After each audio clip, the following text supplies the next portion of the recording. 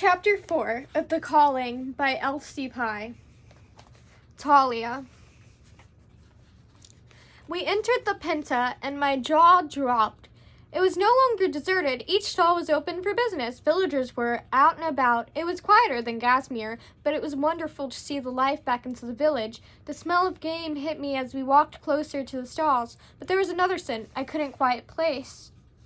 I followed the smell, and it brought me to an artist's stall. The vendor sat in front of a piece of cotton fabric that was pulled taut. She used vibrant blues, reds, greens, and yellows to create a picture of a large body of water on the piece of fabric. I watched her hands as she brushed the colors onto the canvas.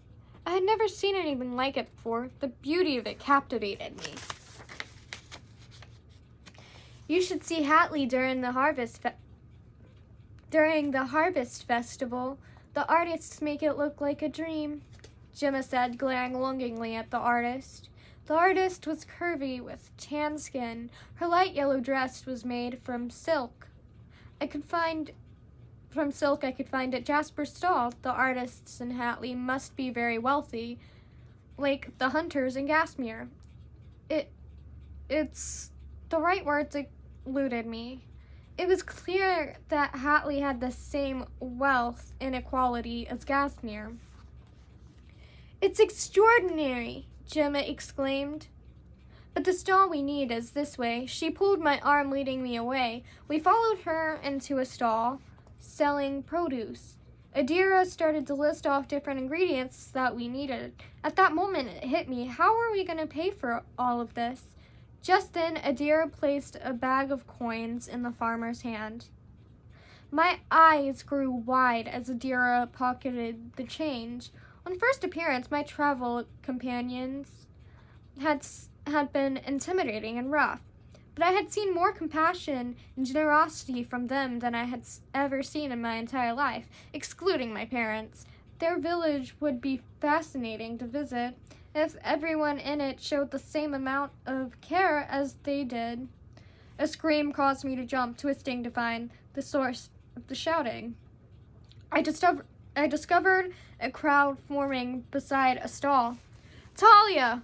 Adira called my name over the cries, but I was already diving into the horde. I pushed my way to the center and saw a small boy lying on the ground with his mother cradling him. They were both wearing muted yellow clothing, but it had become stained red. Blood was everywhere. My healer training kicked in on instinct. If I didn't do something, this boy would lose too much blood from his already frail body. Ma'am, please let me help. I'm a trained healer. I need to stop the bleeding. The woman's eyes were filled with fear and skepticism as she inspected my green tunic. But her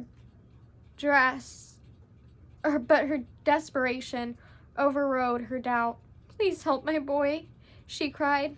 There was a gash running along the boy's arms where the blood gushed out. I ripped at the end of my tunic and tied it tightly above the wound to slow the blood flow. I then applied pressure to the wound. It needed to be cleaned and sewn shut before he lost too much blood. There wasn't enough time to carry him back to the healing house. He needed attention now, plus I had no idea where the colons were right now. I screamed. The crowd around me. I scanned the crowd around me and started to bark out orders. You, go find one of the colons. You two, go get some cloths, clean water, and some alcohol. I need you to go to the seamstress and get me a needle and cotton thread. I waited for the people to return with the items and turned back to the mother. What happened? I asked, more calmly than I had when issuing orders. I told him to stop playing around with those knives. He never listens. He's obsessed with becoming a hunter. He always tries to imitate them. Her eyes were frantic as she continued to explain to me what happened. I turned away for a second, then he was screaming and holding his bloody arm. She was overcome with anxiety. Her whole body shook as she cradled the little boy tighter in her arms. I needed to calm her. She was not helping the situation. "Ma'am, it's not your fault. Your boy will be fine. See, I've already slowed down the bleeding." The two men I told to grab items to clean the wound pushed their way back through the crowd. I waited until I received the needle and thread before I took my hands off the wound. I carefully cleaned the wound and sterilized it. "What's your name?" I asked the boy, trying to distract him from the pain. It's Jared," he stammered between small sobs. "Nice to meet you, Jared. I'm Talia," I said with a friendly smile. "This is gonna hurt a little bit, but it's nothing a brave young man like yourself can't handle," I said, giving him a wink. His breathing began to regulate. As quickly as I could, I stitched together the cut. I had assisted my mother with stitches dozens of times before, but I'd never done it without her. I could hear her voice in my head. "Be confident with your stitches, Talia. Don't hesitate. Trust yourself." I finished the last stitch and stared into the boy's eyes. "You're the bravest boy I have ever met, but you must listen to your mother and stop playing around with knives. Agreed?" I insisted. Jared continued to stare at the ground, but gave a small dip of his head. At the same moment, Mr. Klon pushed through the crowd. "What happened?" he asked. He furrowed his brow in disbelief as he took in the scene before him. The boy received a deep laceration to his arm with a skinning knife. I tried to keep my voice even and confident. He was losing a lot of blood, so I cleaned the wound and stitched him up. Mr. Kalan grabbed the boy's arm to examine it. He brought his attention back to me and studied me in disbelief. "These stitches look like they were done by a skilled healer. How is that possible? You're a hunter?" he asked, perplexed. My stomach plummeted as I answered. "My mother is a healer in my village." I scanned the crowd, searching for an excuse to leave. To them, what I did was unheard of. Naturally, they would want to know more. "We are fortunate that you were raised as a healer." The boy's mother grabbed my hand. "Yes, miss, thank you so much. How can we repay you for your kindness?" I frowned. "Ma'am?" "It's Marie. Please call me Marie," she begged, still clutching my hands. "Marie, I want nothing from you. It was my privilege to be able to lend a hand." She hesitated, reluctant to take me at my word, because everything always came at a price. But she finally gave me a slow nod of her head. I darted back into the crowd. I had hoped to go unnoticed, but I felt every eye on me as I made my way out. When I finally broke through, Adira and Gemma were standing on the outskirts, gaping at me. I gazed down at my feet, which now felt like lead, trying to figure out a way to downplay what had happened. "We better get these ingredients back," I gushed, hoping they would let it be. "Once you choose a calling, you only perform those skills associated with your choice, even if you were raised by a different calling. By wearing green, I was a hunter, yet I performed the skills of a healer. It was something never done in public, but I wasn't going to let that little boy bleed out when I knew I could help him." Adira's gaze fixed on me the whole way back. She now knew I knew the ways of a healer. I prayed she wouldn't ask me more about it. I needed to be more careful, but I didn't regret helping that little boy one bit. I stepped out of the tavern after dinner to get some fresh air and clear my head. It had been a week since I left Gasmere. It felt like months had passed with how much had happened to me. I felt defeated by the sickness that taunted us with its unknown origin. Mr. and Mrs. Kalan told us that they hadn't been able to piece anything together. They would go out again tomorrow. They hardly covered Hatley with just the two of them. Some of us would join them tomorrow because we needed to figure out where the sickness was coming from. If only the other villagers would have given aid, or if there were more healers than Hatley, a solution might have been found already.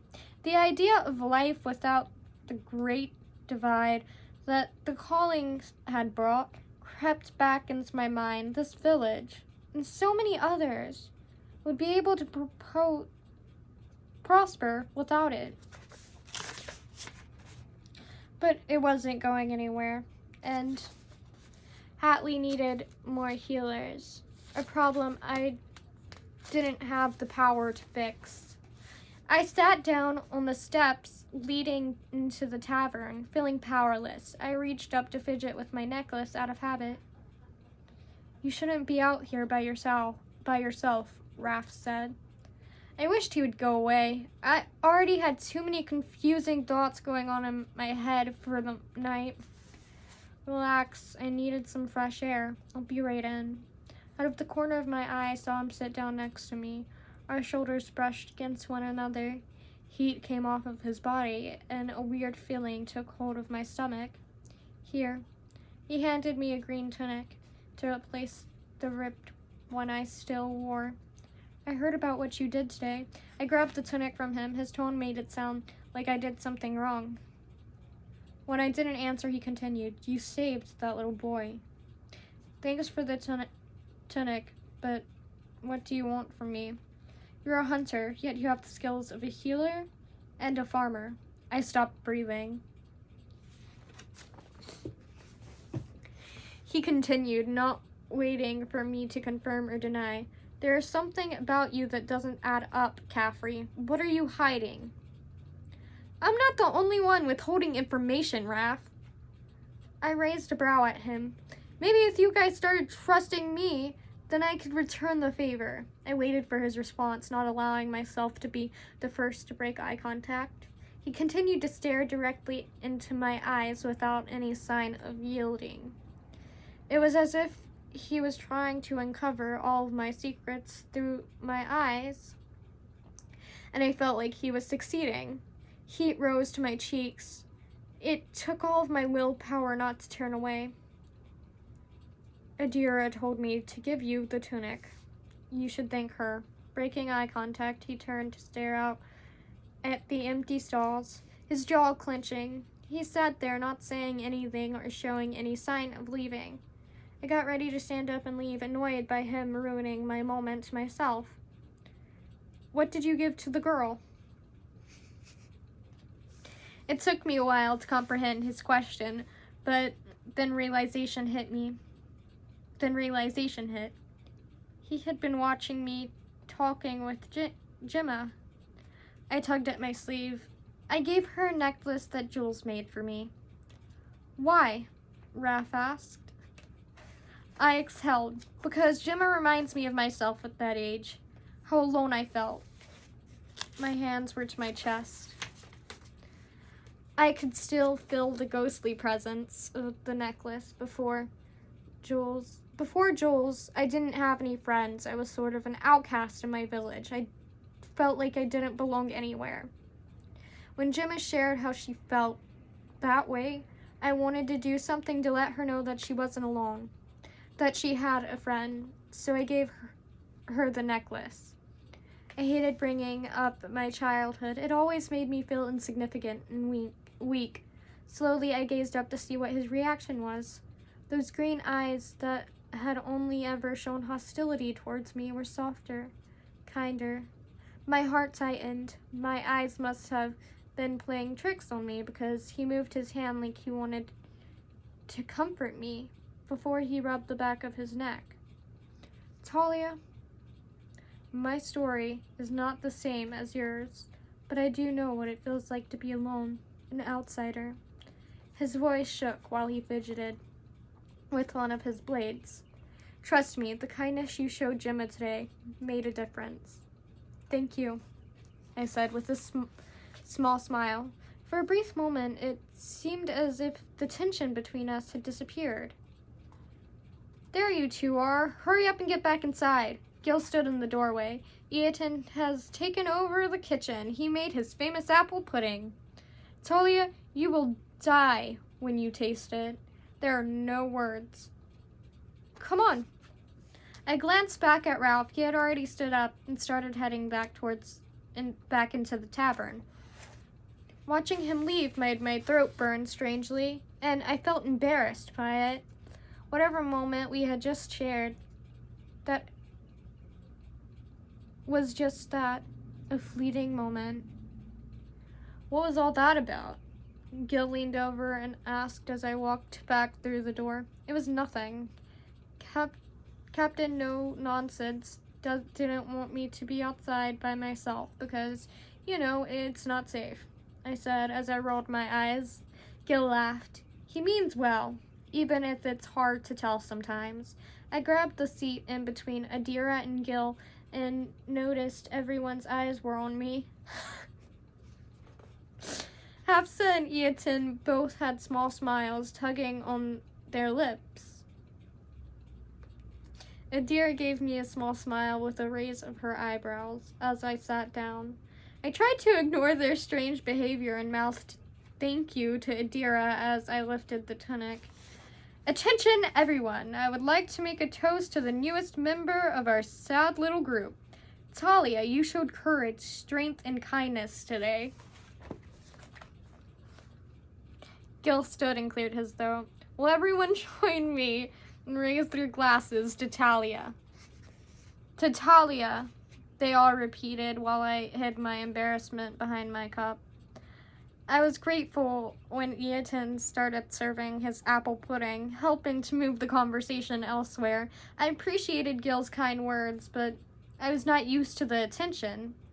I relaxed a little as I took a bite of the apple pudding. Gil was correct. There were no words to describe how delicious it tasted. It gave Aunt Lorraine's hotcakes a run for their money. I savored every bite, listening to the conversations around me. A part of me was still going over everything I had learned from my mother, trying to figure out the missing piece to the cause of the sickness. Alone, my canteen is empty. Where did you say their water source is? Gil asked with a mouthful of food. My canteen was almost empty too. By nods from everyone else, I assumed we were all in the same boat. Even though at the tavern we were given watered down ale, we still needed water during our time away. Have any of you filled up your canteens yet? I asked, with a little tension in my voice. They all turned to me, but didn't say anything. Have any of you had any water other than what was in your canteen from before we got to Hatley? This time, I sounded borderline hysterical. The water! Hafsa was the first one to catch on to what I was getting at. It has to be the water. None of us have caught the sickness, but we also haven't used any of their water. Their water is contaminated.